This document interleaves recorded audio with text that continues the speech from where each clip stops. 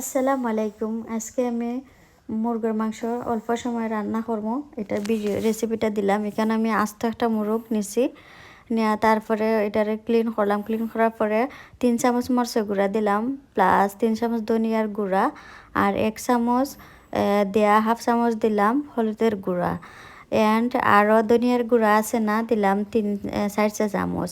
পরিমাণ মতো লবণ দিলাম আর অল্প পরিমাণে তেল দিলাম। দিয়ে আলতোভাবে মশলাটা দিয়া মাংসটারে মাখাইয়া মাংসটার সাথে মশলাটারে করলাম করে তারপরে মানে প্যান বসাইলাম, পাত্রটা বসাইলাম কিতার লাগে ওই মাংস রান্নার লাগিয়া।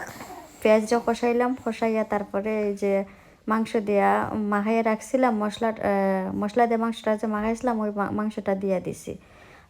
দেওয়ার পরে তারপরে একটু নাইড়া চাইড়া দিলাম। নাইড়া চাইড়া দেওয়ার পরে এই যে আর ঝুল দিছি না আমি। ঝুল না দেওয়ার পরে 20 মিনিট কষাইয়া ঝুল দিলাম। ঝুল দেয়া এই তো আমার রান্নাটা